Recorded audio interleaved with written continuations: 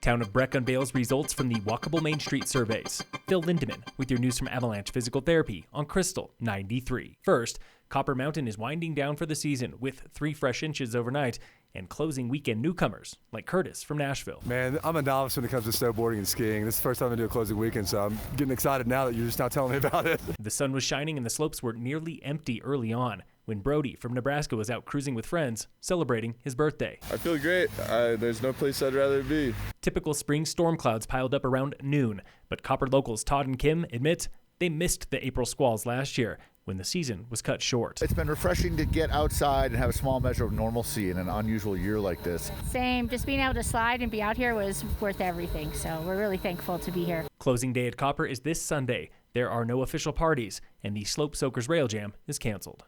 Copper ends the season with 215 inches, 31 inches short of the last full season from 2 winters ago. That's the story for every resort in Summit and Eagle counties. Keystone ended 15 inches short, Vail was down 66 inches, and Beaver Creek down 74 inches.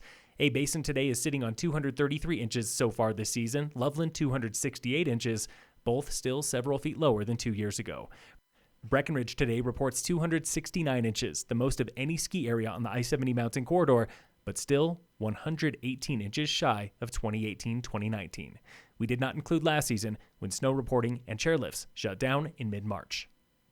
A pair of backcountry travelers narrowly avoided death yesterday when a wind slab collapsed in a couloir as they were climbing. The CAIC reports the two were ascending Rain Peak in the Gore Range. One person was dragged 1,000 vertical feet, nearly the entire length of the couloir. The other was caught, stopped, and then caught again in a second slide. Miraculously, both escaped uninjured and hiked out with no assistance. Similar slides let loose in the 10-mile range south of Breck and Berthoud Pass earlier this week. Around this time last year, a skier was killed by a slide in a different couloir on Red Peak, also in the Gore Range. We all remember when the towns of Breckenridge and Frisco closed their main streets last summer for social distancing and more patio space. But will it happen again?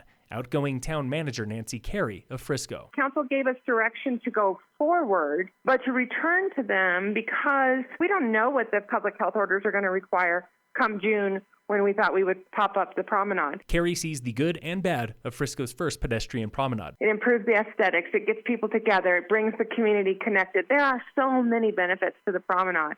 Some businesses don't necessarily like it, though, and so they have to look at those concerns as well. Breckenridge surveyed residents and business owners about their walkable Main Street, showing overwhelming support from both.